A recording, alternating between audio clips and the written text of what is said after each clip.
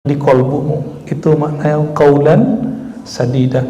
Apa yang terasa di kolbu yang sudah dibina itu baru dikeluarkan, bukan syadida. Ya, saya sedih sekali di beberapa masjid di Jakarta hari ini. Saya kan jarang khutbah ya, dengerin khutbah udah sedih. Kenapa? Isi khutbah beberapa hari ini, beberapa pekan ini sudah mulai hate speech, sudah mulai menebar kebencian. Kalau mau dia mengusung satu calon, usung aja, tapi bahasanya jangan pakai laknat, pakai goblok, pakai bodoh. Itu muncul. Kita nyebut goblok aja kita spelling kok, GOBLOK gitu. Jadi nggak goblok-goblok amat gitu. Kenapa sering ada orang ngomong goblok gitu ya, bodoh? Berarti di kolbu dia ada merasa dirinya nih alim. Ini hati-hati, itu bukan qaulan sadida, tapi pakai sya, qaulan syadida. Nggak enak didengar Pak, nyelkit ya. Beberapa kawan kita sudah nggak mau Jumatan ya. Benar Ustaz ya? Banyak kawan kita udah nggak mau Jumatan sekarang. Kenapa? Jumatan ngotorin hati gitu. Ada yang bisa milah-milih, maka ngeles dia. Saya Jumatannya kalau pas udah mau selesai, sudah khutbah kedua baru saya masuk gitu. Ya, tapi kan nggak dapat fadilahnya khutbahnya. Ya. Jadi jika dulu di zaman Bani Umayyah itu menfatwakan wajib melaknat Ali dan keluarganya, maka diganti oleh Umar bin Abdul Aziz yang juga Bani Umayyah tapi yang sudah tercerahkan. Beliau ganti dengan waradallahu ta'ala an Abi Bakar wa Umar wa Utsman wa Ali. Oh, kalau dulu enggak ya, setelah sholawat kan doa, biasanya setelah doa atau sebelum doa itu ada kalimat laknat dulu untuk Ali, laknat untuk Ali. Maka orang-orang yang sentimen dengan Sayyidina Ali lalu menyebut kata Ali identik dengan Syiah, itu orang Bani Umayyah yang muncul sekarang, orang kuno tapi kemudian dimuncul-munculkan hari ini. Padahal kita dengan semua sahabat cinta semua, cinta Abu Bakar, Umar, Utsman, Ali, semua kita cinta. Maka oleh Umar bin Abdul Aziz, dia Bani Umayyah tapi dia tidak benci Sayyidina Ali. Sayyidina Ali ini kan secara politik digoyang oleh mbahnya Umar bin Abdul Aziz, yaitu Muawiyah. Jadi kita Umar bin Aziz menunjukkan cinta kepada Ali, bertanya orang kepada Umar bin Aziz, ya Umar bin Abdul Aziz, apakah engkau lebih mulia daripada Muawiyah? Ya, kok gayamu beda dengan Muawiyah? Apa jawaban beliau? Muawiyah kan perang dengan Ali, tapi kamu kayak ingin menggabungkan antara Ali dan mbahmu itu. Jawaban beliau, debu yang menempel di tubuh Muawiyah saat berdakwah bersama Rasulullah, berjuang bersama Rasulullah, lebih afdal daripada sholatku. Jadi ketika orang berpikir Umar bin Abdul Aziz menentang Muawiyah, beliau bilang enggak gitu, enggak boleh offset juga. Ya, walaupun secara politik, bayangkan secara politik Ali siapanya Nabi? Menantu iya, sepupu iya. Kira-kira paling dekat lah. Muawiyah siapa? Jauh, sepupu jauh. Yang pertama Islam Ali. Muawiyah itu Islamnya cuma 2,5 tahun sebelum Nabi wafat. Fathu Mekah tahun 8. Tahun 11 Nabi sudah wafat. 11 pertengahan. Jadi kalau dihitung-hitung, kita harusnya bela siapa? Ali, ya. Maka orang menyadari itu pada Umar bin Abdul Aziz, ya. Khawatir saat itu jika ada cenderung kepada Ali disebut Syiah Rafidah. Syiah Rafidah. Ciri-ciri Syiah Rafidah, cinta Ali, benci sahabat. Maka dicek oleh para ulama sahabat dan tabi'in yang masih hidup. Ini kamu bagian yang mana nih? Kamu Ahlus Sunnah atau Syiah atau Khawarij itu apa? Ternyata beliau Ahlus Sunnah. ya, ketika sahabat bertikai memilih untuk mencari titik temu, bukan untuk tengkar-tengkar terus, ya. Jadi memang sunatullah berpolitik itu tengkar. Bapak Ibu, ini sudah mulai ramai. Keluarga Habaib diserang oleh sebagian kiai yang mengaku zuriat wali songo, ya. Itu nggak elok dilihat. Kalau benar kan berarti mereka saudara tuh, kan mereka berarti saudara zuriat Nabi Shallallahu Alaihi Wasallam. Karena kalau ya sebagian wali songo itu zuriat Sayyidina Ja'far, ya, dari jalur Musa al-Kazim. Itu biasanya banyak di Irak, ya. Dulu Musa al-Kazim dan saudara-saudaranya itu di Irak, sebagian pindah ke Yaman. Itulah yang menjadi keluarga Habaib Yaman yang antum kenal, yang model seperti ini, ridanya seperti ini. Jadi rida Yaman ini, ya, sama pakai sarung, ya. Itu gaya-gaya orang Yaman itu, Pak, ya. Jadi sarungnya bukan gaya orang Jawa, bukan, ya, ala Yaman ini, ya.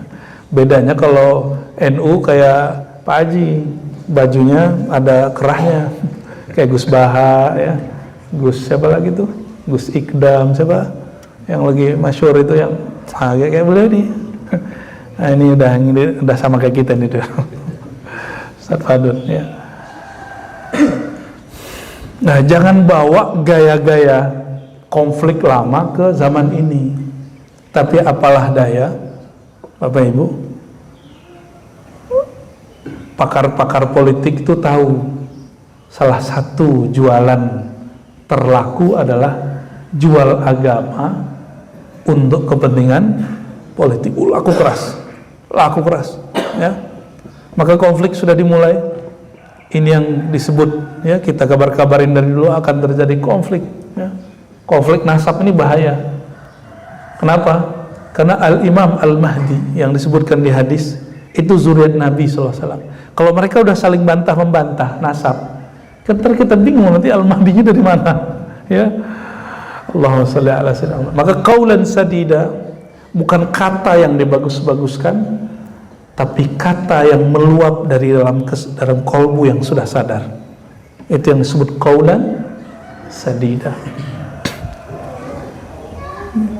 Jadi Nabi gak diperintah ngomong dulu, tapi diperintah takwa dulu, ya. Urus dulu kolbumu, baru kamu bicara, ya. Dulu guru saya ngomong begini, kamu khalwat dulu 40 hari. Nah, dulu kami khalwat 40 hari, ya. Seumur-umur gini, Pak, saya khalwat 40 hari. Seumur-umur mereka ini. Tapi badan bonsor, ya. Kayak anak saya Hisham itulah, badan bonsor. Ya, umur 12 masuk 13 saya khalwat 40 hari, ya, atau 13 sama, ya. Karena zaman itu anak kecil dosanya kan nggak dianggap dosa kan. Jadi setiap kalimah dan bacaan Al-Quran yang dibaca itu luar biasa mengena di kolbu. Bekal-bekal itulah yang hari ini masih bisa kita jaga dengan wukulu qaulan sadidah, ya. Lalu ada ayat yang sering dibaca, surat At-Talaq ayat 2 dan 3. Wa may yattaqillaha yaj'al lahu makhraja, ya, wa yarzuqhu min haitsu la yahtasib. Siapa yang bertakwa kepada Allah, tapi yattaqi itu beda dengan ittaqu. Yattaqi itu kata kerja aktif, berulang-ulang dan diperbaharui. Maka yattaqillah, siapa yang berusaha memperbaharui ketakwaannya, kesadaran hatinya kepada Allah. Urusan rezeki, urusan masalah, itu kita sering stres. Kenapa? Karena tidak ada kesadaran bertuhan.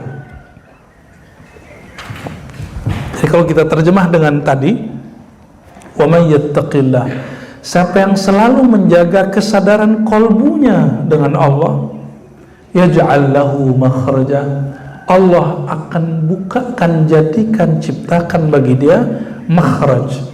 Makhraj itu menjadi salah satu istilah dalam ilmu tajwid, yaitu makharij itu jamak dari makhraj. tempat keluar huruf. Nyambung nggak dengan qaulan sadida? Ini pemaknaan lain. Ya, makhraj tempat keluar huruf. Ini tafsir, namanya tafsir Isyari, tapi dibenarkan oleh para ulama. Ya, berdasarkan ilmu-ilmu yang zahir. Makhraj tempat keluar huruf.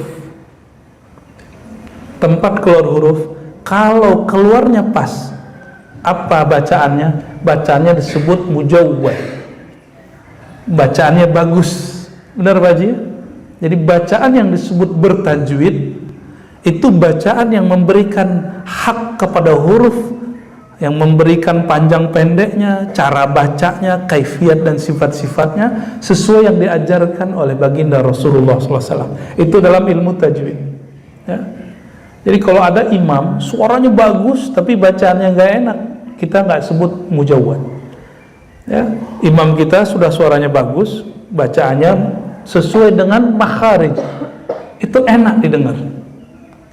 Udah pernah dengar nggak orang baca Quran tuh kayaknya pakai irama Sunda gitu, irama Jawa, pakai irama Sudes, tapi hurufnya tidak keluar sesuai dengan tempat keluar. Kita enak nggak dengernya? Kalau yang ngerti enak dengernya, hambar. Ya, apa maksudnya? Wa may yattaqillah, siapa yang melatih kesadaran hatinya, maka dia jika berbicara Allah jadikan tepat keluar pada tempatnya. Ya, tepat keluar pada tempatnya. Ayat ini sering digiring cuma masalah rezeki. Jadi orang itu bertuhan itu urusan duit aja kebanyakan. Oh, kalau bukan urusan duit, urusan masalah, lalu nggak bahas-bahas tentang ayat ini. Itu yang menurut saya boleh, tapi jangan sering-sering. Kenapa? Itu namanya memperkosa ayat untuk kepentingan yayasan, fundraising. Ya, itu nggak pantas.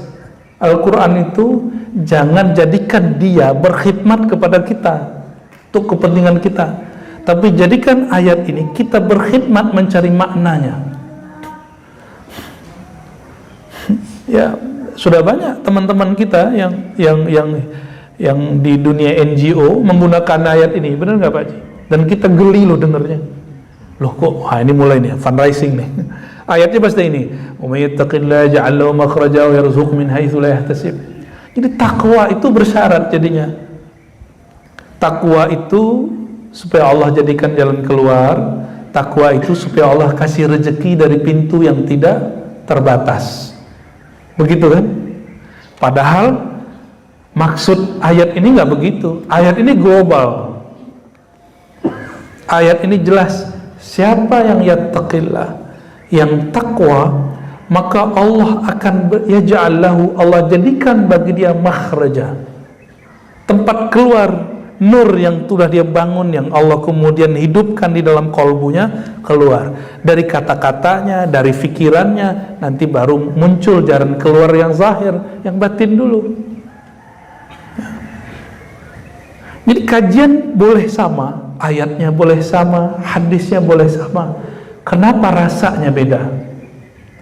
Karena ada orang yang Allah jadikan makhraj bagi dia, kata-katanya tepat keluar. Ada orang yang tidak Allah jadikan bagi dia makhraj. Ya, jadi makhraj itu tempat keluarnya kata-kata dan huruf sesuai dengan haknya dan waktunya.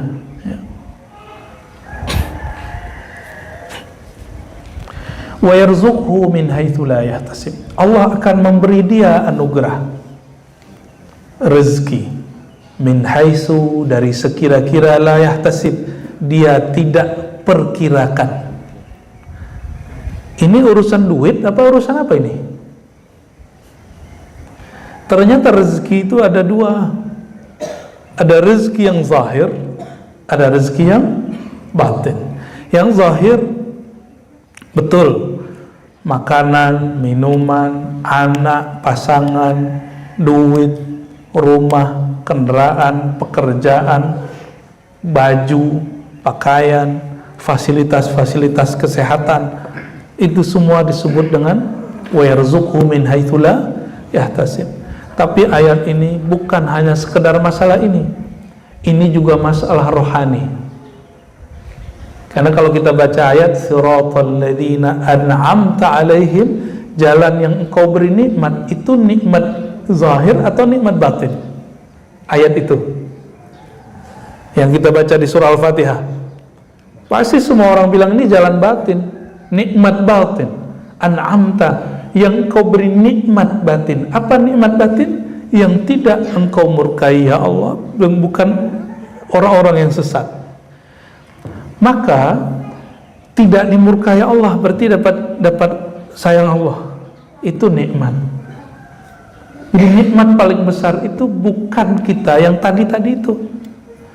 Ya, jadi yang disebut istidraj itu diberi fasilitas duniawi tapi batinnya nggak diberi. Itu istidraj. Kalau indikatornya apa? Bertambah pemberian, bertambah kedurhakaan, kelalaian. Itu indikatornya. Tapi secara batin isinya apa? Ya, istidraj. Kan orang sering ngomong nih, ini istidraj nih, bukan nikmat ini. Istidraj itu zahirnya kamu diberi, batinnya engkau tidak diberi. Itu yang disebut istidraj. Bapak Ibu, kalau dapat rezeki, kebayangnya menghabiskan dulu atau berbagi dulu? Ngabisin dulu ya, itu istidraj. Tapi baru dapat rezeki, kebayangnya apa?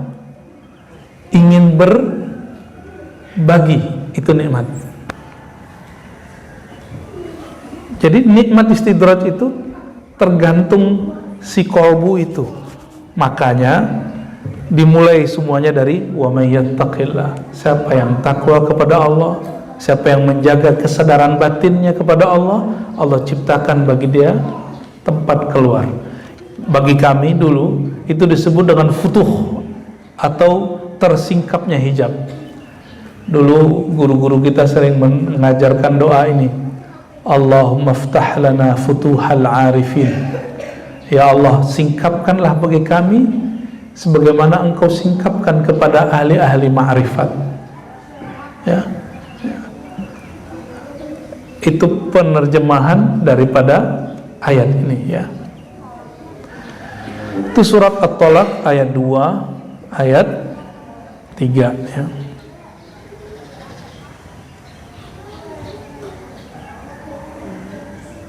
Bukan 2, 3, ini keliru nomornya dia nih ya. Kemudian surat Al-Anfal ya.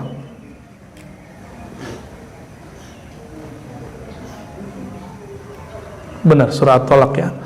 Ya. Yang terakhir ayat yang boleh baca surah Al-Anfal ayat 29. In tattaqullaha yaj'al lakum furqana wa yukaffir 'ankum sayyi'atikum wa yaghfir lakum wallahu dzul fadlil 'azim. In ya. Ini diberikan in syartiyah namanya. Jika tattaqullah, engkau menjaga kesadaran batinmu. Jadi ketika Nabi SAW ditanya, wahai Rasulullah, jika aku bertemu sesuatu persoalan tapi engkau tidak ada, apa jawaban Nabi SAW? Istafti qalbak, tanya kolbumu. Itu mekanismenya apa? Ayat ini, in tattaqullah, jika engkau menjaga kesadaran batinmu kepada Allah, yaj'al lakum, Allah ciptakan di dalam kolbumu furqana, suatu aplikasi baru di dalam diri, namanya aplikasi Furqan ya. Buah daripada orang menjaga kesadaran batinnya kepada Allah disebut Furqan, pembeda. Furqana, pembeda antara kebaikan dengan keburukan ya. Tidak semua yang benar itu baik disampaikan. Apa maksudnya? Banyak orang menyampaikan sesuatu kebenaran tapi tidak pada tempatnya. Maka seharusnya kita terima tapi nggak enak menerimanya. Apakah semua ilmu dapat dikonsumsi oleh anak-anak kita? Enggak. Ya, sama. Kita juga nggak akan sebarkan semua ilmu-ilmu yang rahasia. Ya. Yang kita sebar-sebar itu yang sudah ada di cetakan kitab aja. Cuma karena orang jarang bahas, dikira kita buka rahasia, padahal ada di kitab semua. Ya. Wa yukaffir ankum sayiatikum. Jadi nurullah yang ada di kolbu itu namanya apa? Furqan. Boleh disebut nur furqan, cahaya furqan. Nah, itu yang bikin kita bisa bedain. Selalu isinya positif. Furqan itu positif. Kalau ada khotib agak aneh ngomongnya, kita nggak berprasangka buruk. Wah, ini khotib kurang berkelas nih, jangan ngomong gitu. Ya, cukup katakan, ya Allah, aku lagi diuji nih, orang ngomong jahat aku, orang hate speech, pidatonya mulai ada ujaran kebencian, apakah aku tersulut? Gitu. Ya, saya menikmati aja pas semua khotbah itu. Ya, walaupun gerundel di hati, ya Allah, kenapa khotbahnya begini lagi? Ya, kok dilalah satu kali saya ditakdirkan sholat pengennya ke kanan, tapi kok sepeda motornya bawanya ke kiri, kuat aja ke situ. Ternyata Allah ingin kasih tahu nih, Ar-Razi sekarang sudah mulai orang hate speech, kata hina, kata laknat, kata bodoh itu diulang. Padahal ini mimbar suci, kata-kata dia sudah mulai merusak kesucian mimbar. Itu hari Jumat, hari suci, dia mengatakan ini hari Jumat, hari suci, hari diciptakannya Nabi Adam, hari nur, sholawat. Tapi saya nggak ketemu tuh nur itu. Tapi itu ujian bagi kita. Apakah kita kemudian mendoakan kebaikan bagi si khotib? Saya cuma doa, ya Allah, tolong titipkan, teteskan nurmu ke dalam kolbu orang ini, ya, sehingga kami yang mendengar ini nyaman. Ya. Dan yang paling lucu, ini negeri dilema. Yang mengajarkan tidak syukur nikmat itu adalah para da'inya sendiri. Mohon maaf Bapak Ibu, sepakat atau tidak? Ada yang kenal Imam Sudais, Imam Sidal Haram?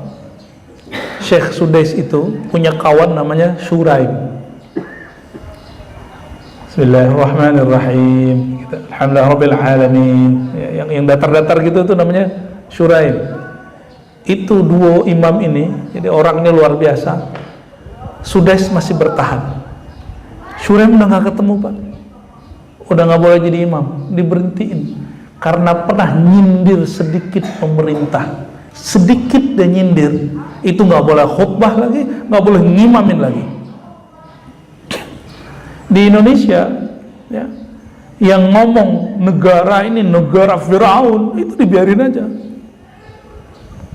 Orang kayak Rocky Gerung bebas ngomong, dia kan yang sering nuduh bahwa negara ini negara tirani, negara apa.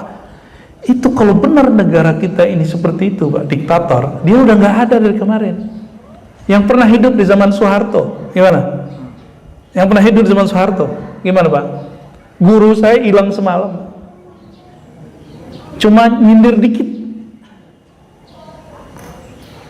Jadi yang ngajarin tidak bersyukur nikmat kebebasan berpendapat itu justru ustadznya hari ini, justru tokoh-tokohnya hari ini.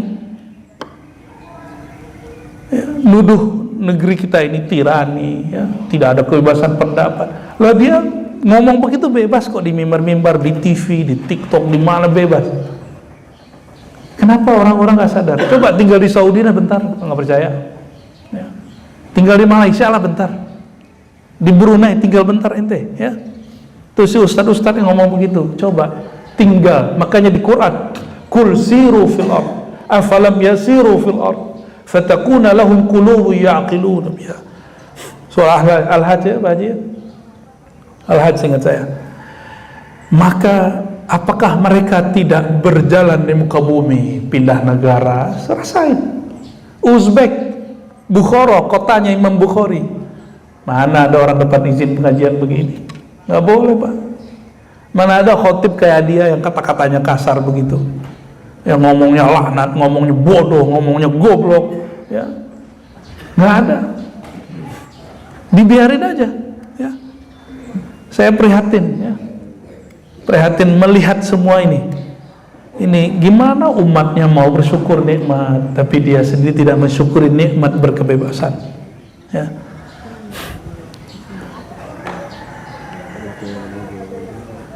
Wa yukaffir ankum sayyi'atikum, ya.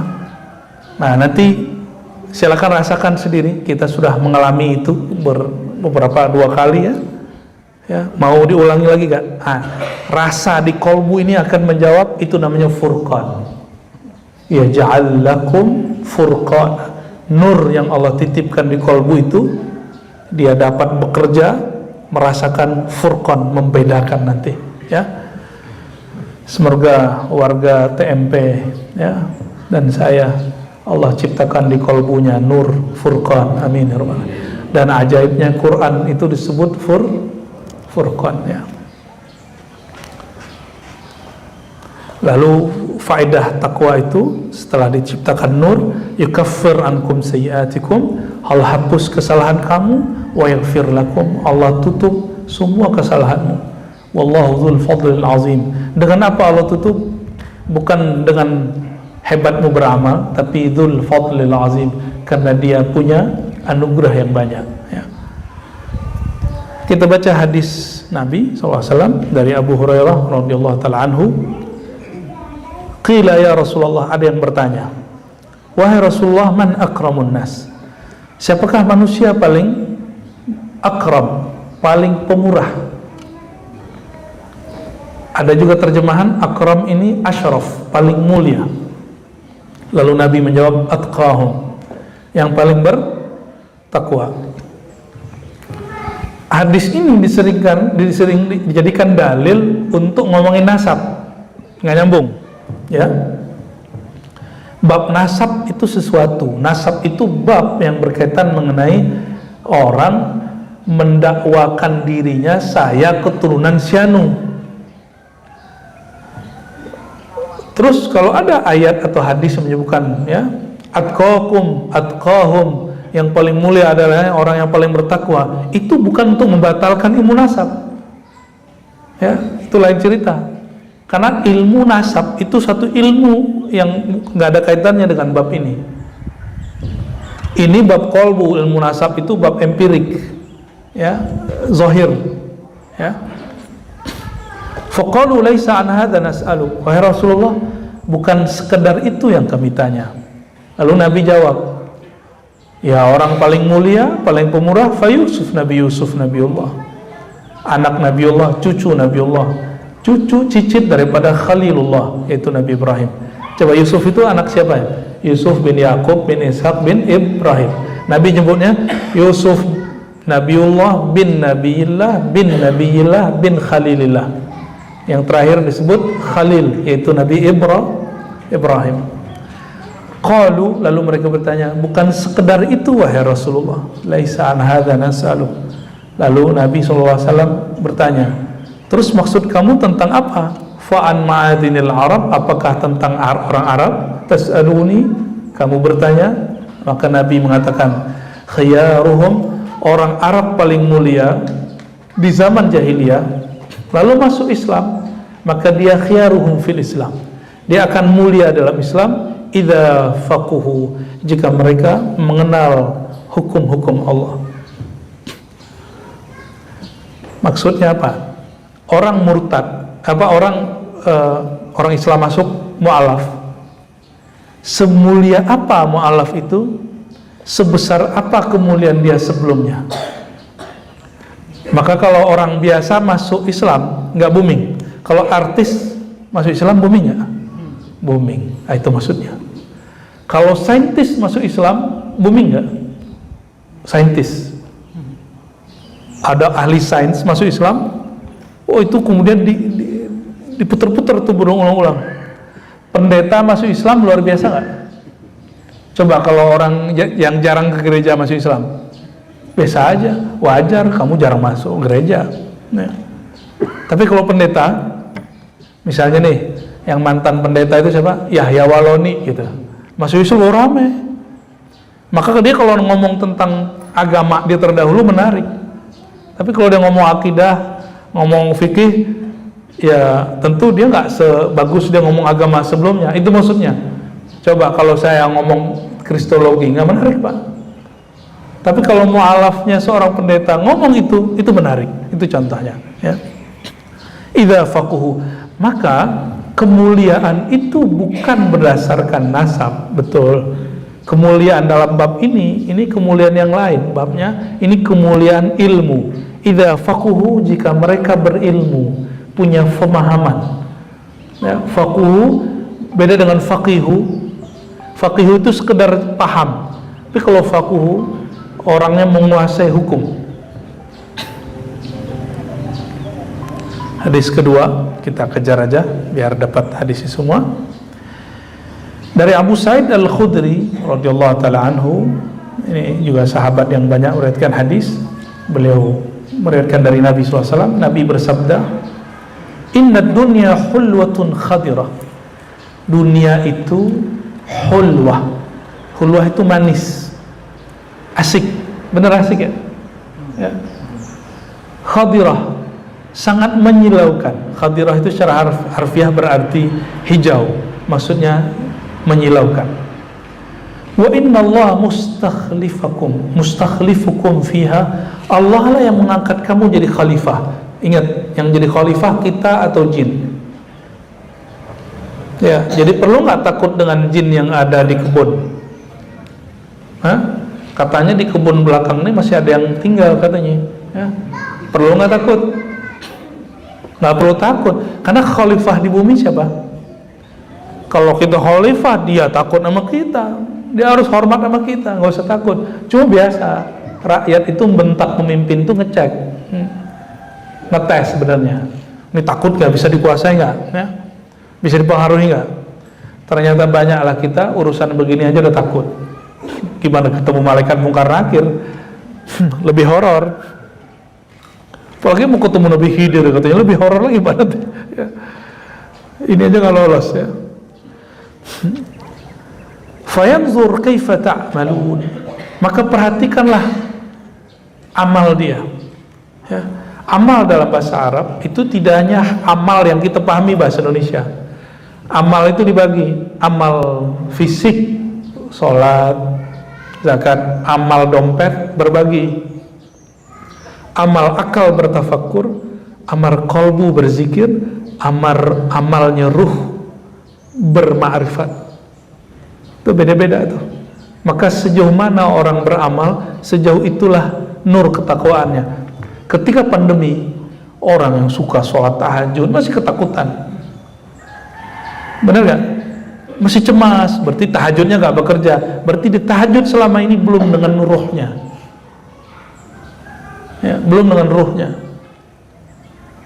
Ya, tapi ada juga nekat. Nah, itu nggak baik juga ya. Hargai juga orang-orang takut itu, biar nggak kelihatan gitu.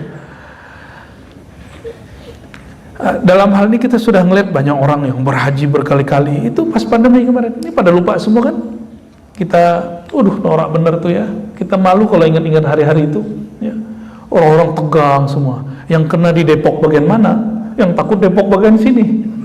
Ya, yang paling aneh, tempat-tempat di kampung-kampung yang jauh dari Depok ikut-ikutan takut, dan tulisan lockdownnya sudah aneh-aneh. Ya maklum nggak bisa bahasa Inggris, ada lockdown bener ya, ada yang lockdown, ada yang pakai G, lockdown, betul-betul menakutkan. Maka kami dengan kawan-kawan guru-guru dulu waktu itu berinisiatif, kita buka majelis paling horor jam 12 malam sampai jam 3. Ya. Lumayan itu ya, kajian hikam dulu. Karena hikam itu ilmu merawat nur furqan tadi di dalam kolbu. Ya. Lalu untuk apa ibadah-ibadah kita selama ini kalau dia tidak bisa menguatkan rasa tadi? Ya. Berarti nggak nyampe ke dalam ya. Fattaqud dunya wattaqun nisa. Maka berhati-hatilah terhadap dunia dan hati-hatilah terhadap lawan jenis ya, an-nisa. Hati-hati nih Pak sama istri Pak ya. Ya, ibu-ibu juga hati-hati sama suami. Fa inna awwala fitnati bani Israil kanat fin nisa. Ya. Karena kekacauan ini dimulai dari ya, fin nisa, perempuan. Maksudnya di rumah tangga kita dulu mulai. Ya, kalau bapak ini berhasil dakwah ke istri, menghadapi istri, itu akan sabar tuh kalau di luar tuh. Ya. Jadi kalau nggak berhasil di rumah, gimana berhasil di luar? Ya, kata Syekh Ali Sabuni almarhum, itulah asrar kenapa Allah banyakkan istri Nabi. Karena Nabi itu kalau berhasil ngurusin istrinya, kan polanya macam-macam. Aisyah lain dengan Hafsah, lain dengan Ummu Salamah. Ya. Kalau berhasil ngurusin laki-laki perempuan, ngurusin laki-laki lebih mudah. Coba tanya bapak-bapak ini. Kita kalau tengkar, Pak, nggak enakan. Salaman beres. Kalau ibu-ibu lama. Coba tanya ibu-ibu. Lama, dipendem lama sekali. Ya. Bapak-bapak ini kalau berkelompok, misalnya nih kelompok-kelompok, kalau ketemu bareng-bareng lebur. Kalau ibu-ibu enggak. Itu sudah ada faksi-faksinya itu. Dan fraksi-fraksi. Beda ya, agak beda emang. Di pengajian aja begitu, pengajian-pengajian yang kita urus dulu ya. Saya kan juga dulu ada majelis untuk ibu-ibu. Itu ada kelompok A, ada kelompok B, itu udah beda-beda tuh. Omongannya beda. Nanti bajunya gak lain lagi. Kalau udah ngomongin, Masya Allah ya. Ini istriku mau protes ini, Pak.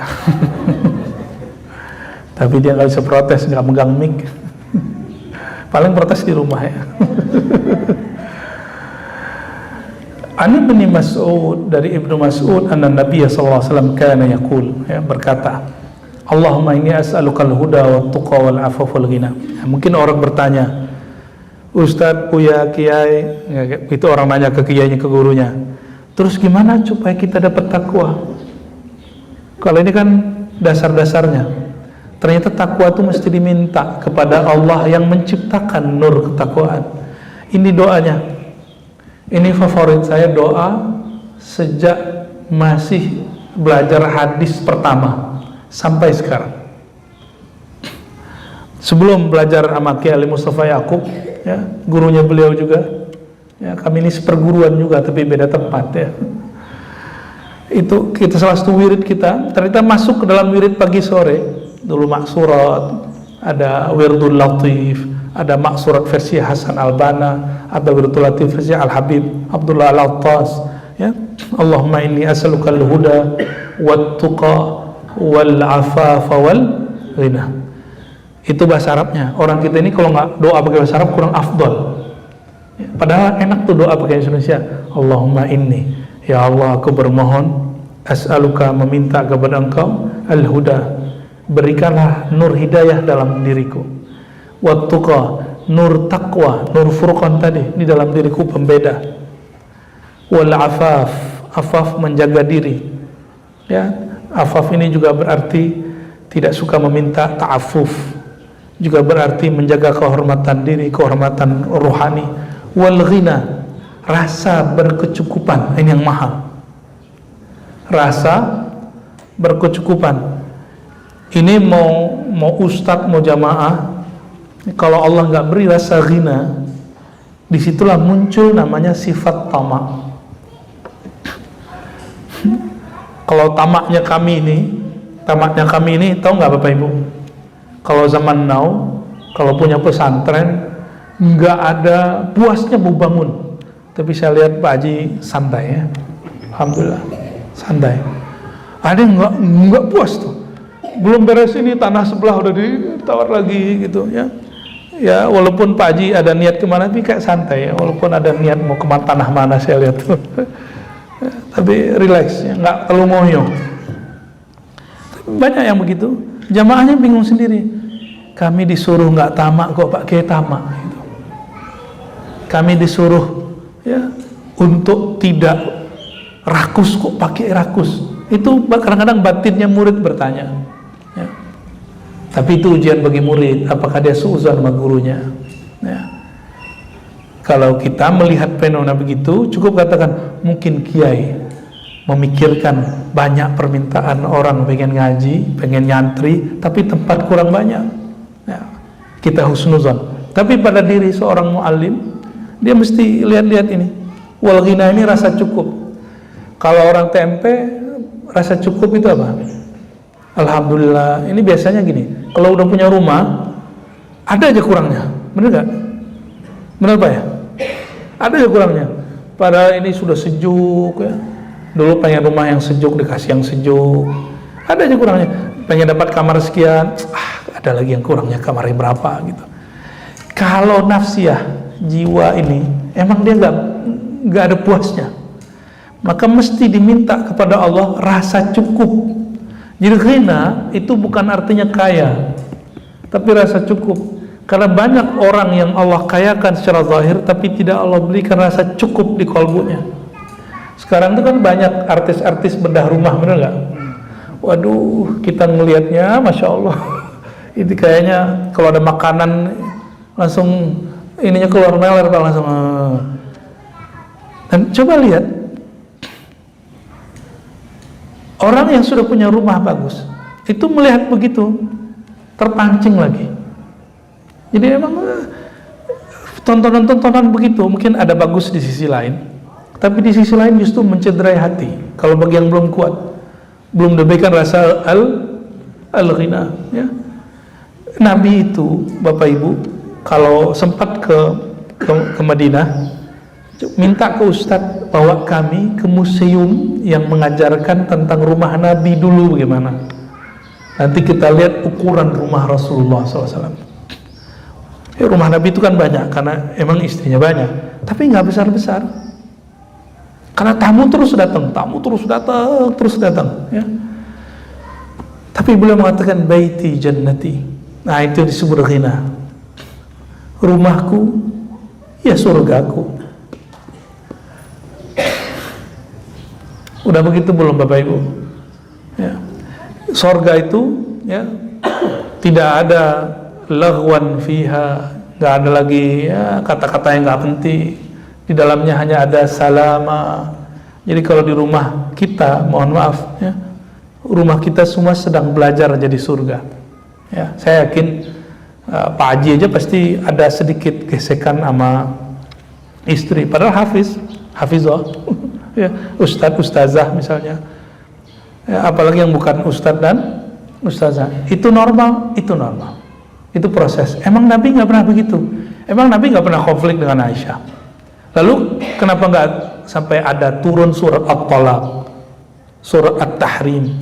Itu pertanda bahwa di dunia Nabi itu juga ada konflik dengan istrinya. Tapi konflik ini tidak membuat kemudian merusak yang empat tadi. Huda, tuqa, afaf, ghina.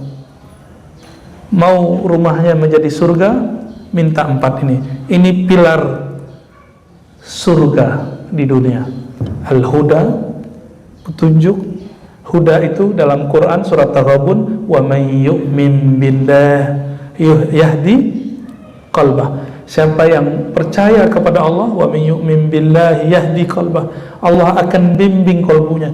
Jadi huda, hidayah, itu boleh diterjemahkan bimbingan dari Allah Subhanahu wa taala. Wattuqa, kesadaran batiniah. Afaf, menjaga kehormatan ya, tidak menunjukkan diri kita susah depan orang. Itu penting itu Bapak Ibu ya. Walaupun kita susah ya, kata kiai saya dulu ya, kamu mau hidupmu lagi nggak enak kalau ngajar pakai baju paling bagus ya. Kenapa? Orang itu nggak tahu dompetmu, yang orang tahu bajumu. Tapi teman saya kelebihan ya, sampai mobil-mobilnya, kamu mau ngutang mobilnya harus bagus pergi ceramah. Kalau itu mengintimidasi, jamaahnya bingung mau ngasih amplop berapa nih. Ya, ada kiai ceramah pakai sepatu harga 25 juta, honornya cuma 3 juta Pak. Bingung, kasihan jamaahnya ya. Bener, ketika honor dikasih dibalikin. Ternyata orang itu mau ceramah doang ya. Kenapa? Untuk benerin sepatunya nggak cukup itu. Allahumma sholli ala Muhammad. Ada Pak kiai-kiai begitu tuh, ada Pak ya. Itu kiai-kiai yang mengikuti Imam Syazili ya. Imam Syazili itu imam kaya ya, imam yang suka berbagi ya. dia punya kerjaan, tapi juga banyak orang nitip ke beliau. Maka beliau juga berbagi, karena Allah gampang memberi kepadanya, dia juga gampang memberi kepada yang lain. Imam Maturidi, pada dengar Asy'ari Maturidi itu kami ziarah ke sana di daerah Samarkand, ya, Uzbek.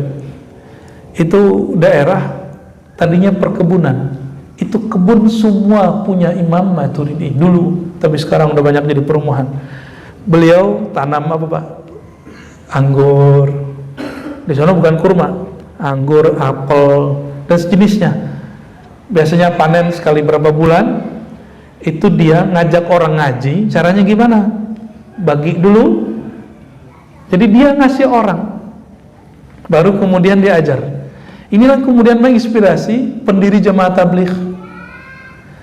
Jamaah Tabligh itu akidahnya Ahlussunnah riwayat Imam Maturidi. Nah, mazhabnya sama Hanafi. Jadi beliau itu lihat dulu ada orang nggak mau ngaji, terus dipanggil, kamu kenapa mau ngaji? Dia mau ngaji, Pak Ustadz, saya ini kerja, duitnya belum cukup, kalau ngaji gimana mau ngasih makan keluarga? Akhirnya, kamu ngaji sama saya, nanti saya gaji. Orang yang ngaji sama dia gaji.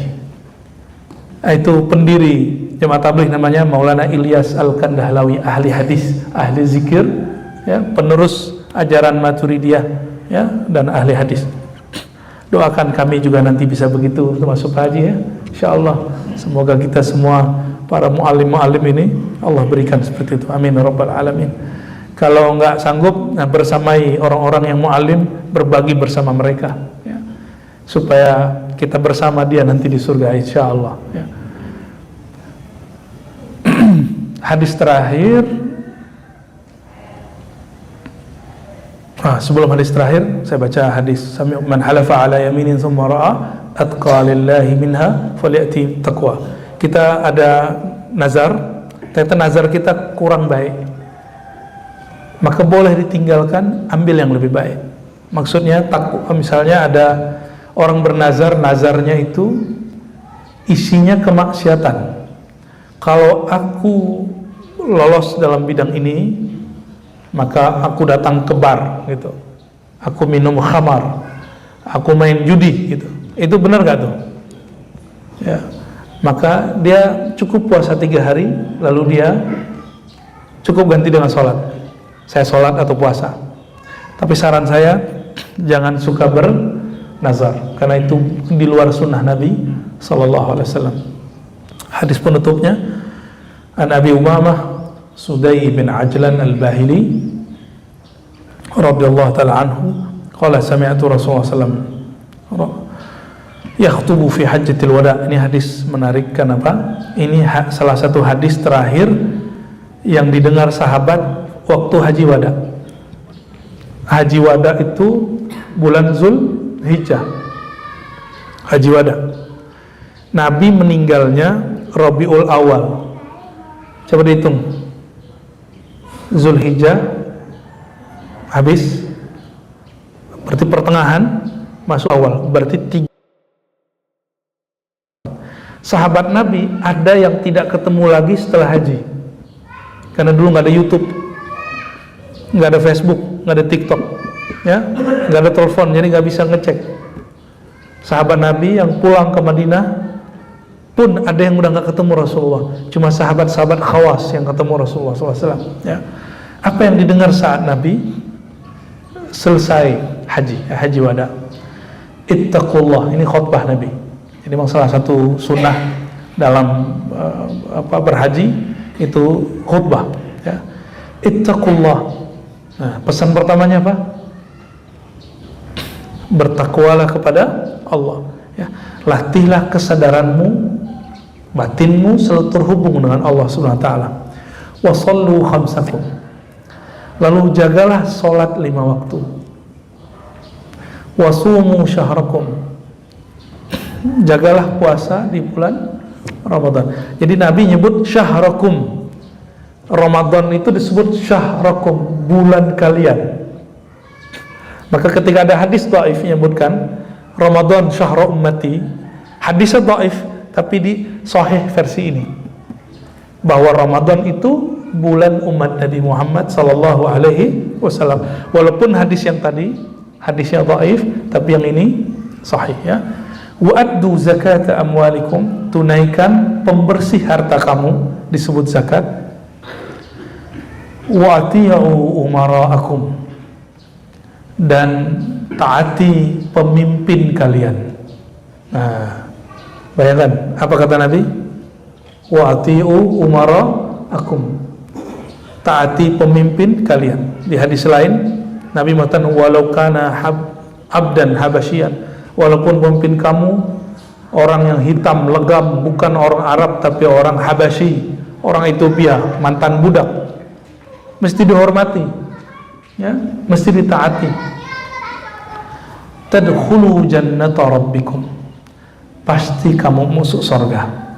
Jadi kunci masuk surga sederhana, takwa, tapi dimulai dari takwa, salat yang 5 waktu, puasa, menunaikan zakat, tapi di situ ada tambahan, atiu umara'akum, taat kepada pemimpin. Artinya apa Bapak Ibu? Hari ini jangan pahami ikut berpartisipasi dalam politik itu bukan bagian dari agama. Berpartisipasi untuk negara ini, yaitu mentaati peraturannya ya, itu bagian daripada perintah Rasulullah sallallahu alaihi wasallam. Itulah sebabnya Islam bukan ajaran yang sekuler. Islam selalu membersamai persoalan-persoalan politik, tapi tidak boleh mempolitisasi Islam ya. Semoga Allah Ta'ala memberkahi kita semua, memberkahi ulama-ulama kita, umara-umaranya, habaib-habaibnya, para kiai-kiainya, pesantren-pesantrennya, guru-guru ngajinya, orang-orang yang berkhidmat untuk negeri ini, orang-orang yang sedang mengajari umat untuk mengenal Allah. Nas'alullah al-afwa wal-afiyah. Allahumma ya Rahman ya Rahim, ya Karim ya Azim, ya Allah ya man ya'muruna bittaqwa, salli ala Sayyidina Muhammad Sayyidil Muttaqin, ahli tuqa wan nuha. Ya Allah, sampaikan salawat kami kepada penghulu orang yang paling bertakwa, yaitu Nabi Muhammad sallallahu alaihi wasallam. Allahumma inna nas'aluka at-tuqa wal afafa wal ghina. Allahumma nas'aluka al-huda wat tuqa wal afafa wal ghina. Ya Allah, sebagaimana Nabi Engkau berdoa, kami juga berdoa. Ya Allah, berikanlah kami anugerah nur hidayah di dalam qalbu, kesadaran hati bertakwa di dalam qalbu, dan juga ya Allah berikan kami kesadaran menjaga diri, menjaga rasa malu kepada Engkau, wal ghina, dan berikan ya Allah rasa berkecukupan dalam hati kami. Allahumma ya Allah, hiasi kami dengan semua sifat-sifat yang Kau ridai, wa tahhirna ya Rabbana an kulli ma la tardah. Ya Allah, bersihkan diri kami, bersihkan lingkungan kami, bersihkan rumah kami, rumah tangga kami, tempat kami mengabdi dari hal-hal yang Engkau tidak ridai. Allahumma inna nas'aluka al-khaira kullahu mimma 'alimna wa mimma la na'lam, wa nas'aluka ya Rabbana wa na'udzubika ya Rabbana min kulli syarrin mimma 'alimna wa mimma la na'lam. Ya Allah, kami memohon kebaikan-kebaikan yang ada dalam ilmu, bukan hanya kebaikan yang ada dalam fikiran kami. Pilihkanlah yang terbaik bagi kami. Ya Allah, jauhkanlah kami dari keburukan yang ada menurut ilmu-Mu, bukan keburukan yang ada dalam pikiran kami. Allahumma ya Allah, berkahi keluarga kami, berkahi anak keturunan kami, berkahi pasangan kami, berkahi orang-orang yang ada di sekitar kami. Wal akhir ya Rabbana ij'al buyutana jannatan qabla jannatika. Ya Allah, jadikan rumah-rumah kami sebagaimana Rasulullah mengatakan, rumahku adalah surgaku. Allahumma Rabbana atina fid dunya hasanah wa fil akhirati hasanah wa qina adzabannar. Ya Allah, berikan kami kebahagiaan di dunia dengan mengenal Engkau dan Rasul Engkau, dan kebahagiaan di akhirat dengan mendapat syafaat Nabi Engkau. Wa sallallahu ala sayyidina Muhammad walhamdulillahi rabbil alamin. Mohon maaf salah kurangnya. Wabillahi taufiq wal hidayah. Subhanakallahumma wa bihamdika asyhadu an la ilaha illa anta astaghfiruka wa atubu ilaik. Assalamualaikum warahmatullahi wabarakatuh.